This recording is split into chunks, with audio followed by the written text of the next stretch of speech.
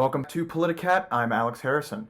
While the federal government provides updates and gradual stimulus bills in response to COVID-19, state governments have had to bear most of the responsibility for planning and providing for citizens. Governors in particular have become political celebrities in their own right. But even governors of neighboring states are not necessarily on the same page, causing inconsistencies along the borders as the virus continues to spread.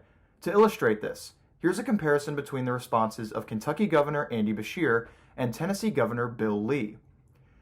The first cases of COVID-19 in both states arrived just a day apart, March 5th for Tennessee and March 6th for Kentucky. Beshear immediately called a state of emergency and has used executive orders to direct the state's response. He's also held regular press conferences, providing updates to state numbers and policy, as well as messages of unity. We're going to get through this. We're going to get through this together. Beshear further outlined a multi-phase plan for reopening, with most public venues not opening until late May or June at the earliest. Tennessee's response has been different. Governor Lee didn't declare a state of emergency until March 12th. A statewide stay-at-home order was called 3 weeks later on April 2nd, but the state began its reopening on May 1st. Most businesses have already reopened with health guidelines in place, though the state will not enforce them directly. Lee's orders don't control the entire state. 6 counties have their own health departments, and 4 of the largest cities have formed a task force of their own. Tennessee has over twice as many confirmed cases, but also has more extensive testing than Kentucky. Nevertheless, both governors have been rewarded with praise from within their parties. After publicly opposing Kentucky Senator Mitch McConnell on state funding, Beshear received compliments from New York Governor Andrew Cuomo. So it warms my heart to see an elected official who is not a typical politician. Thank you, Governor. And on April 30th, Lee spoke at the White House's daily briefing and received praise from President Trump. And here today is a governor who I happen to like a lot. As states continue to reopen, America's newly famous governors will likely continue to play a major part in what the post-COVID era looks like. Whether this fame will make some into rising stars remains to be seen. For POLITICAT, I'm Alex Harrison. Thanks, Alex. We turn now to our next panel. I'm Olivia Olander. And I'm Lebowitz. While Northwestern students are quarantining across the world, others are starting to venture out. As restrictions started lifting in certain states, some experts fear another wave of the virus.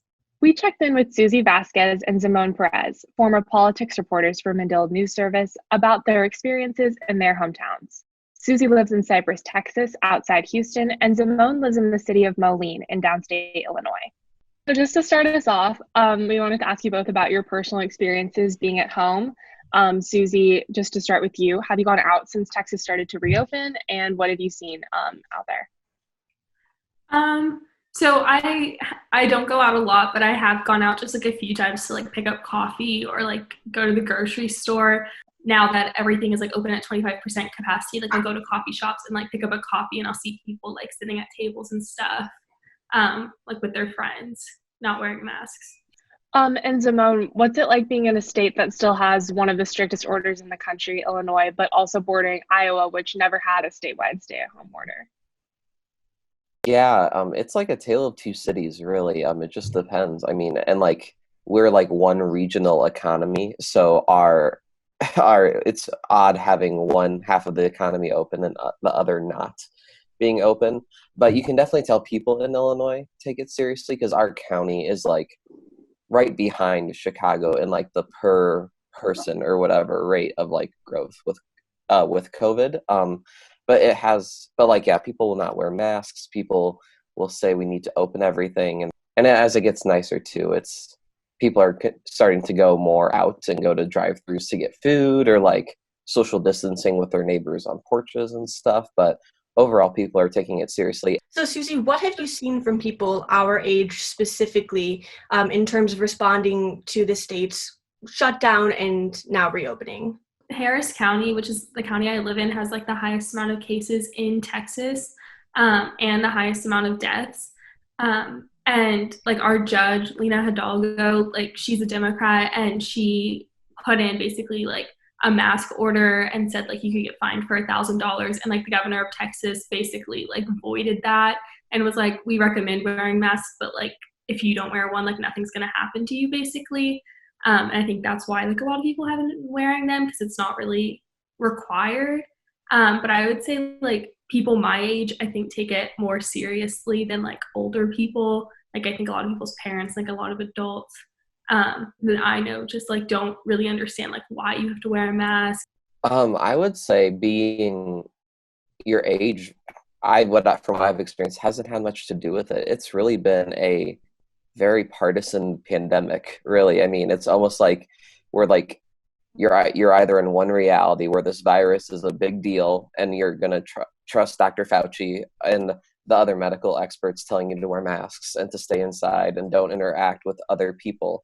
Well, the other half is saying to open up and sacrifice the elderly on the altar of them wanting to go to a nail salon. It's really like a political pandemic. So speaking of the politics of it all, and I guess the wide range of opinions and political stances on this whole thing, Simone, is there anything that you would like to see your state change in how they handle the crisis?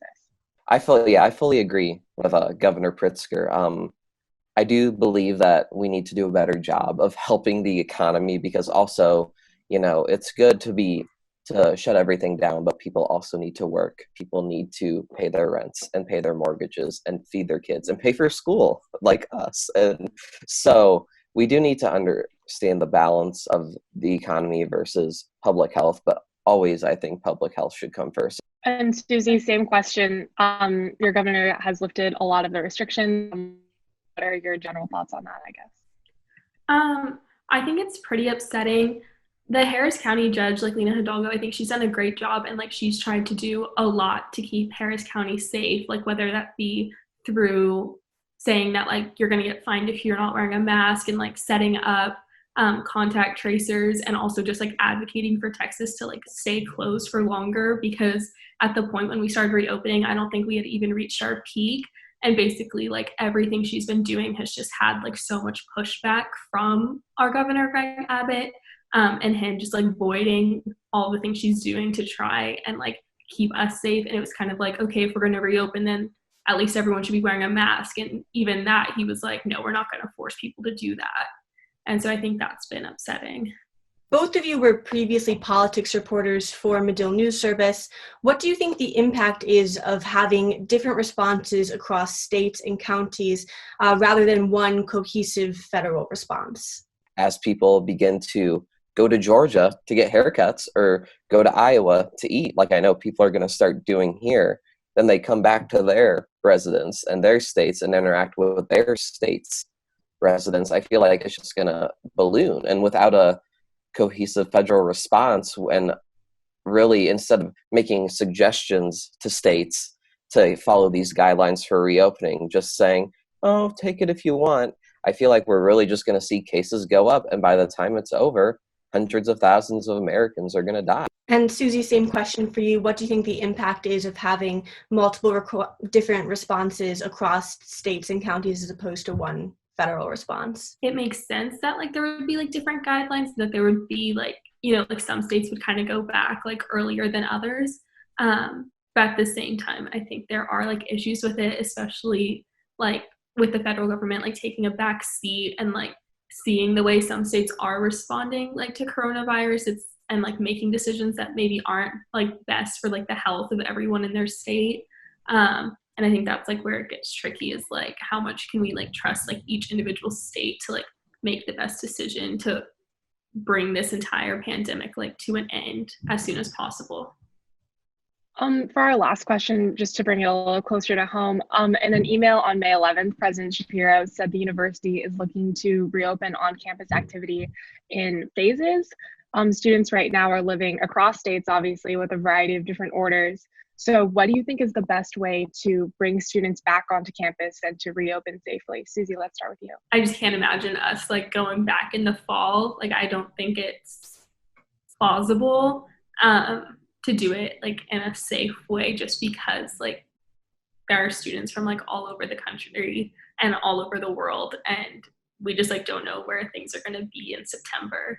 I think really we're going to have to see a drastic change in the summer, whether it be a vaccine, whether it be a way more proactive approach from the federal government to help contract tracing and help get tests for every American so we can just finally figure out, the the path this virus is taking through the country. And so for Northwestern, I would just say that students living in close quarters in dorms is not a good idea. Students just being in Chicago, I don't think is a good idea. I mean, I'm sad we can't go back in the fall too, but we got to think about the student safety, and I think that might just be going back next year, sadly, you know. That's actually all the time that we have. But thank you so much, both of you, for taking the time to chat with us this afternoon. And we really appreciate it. And I know that we hope to see you back in school sometime soon. That's all the time we have for PolitiCat. I'm Megan Lebowitz. And I'm Olivia Olander. Stay safe. Good night.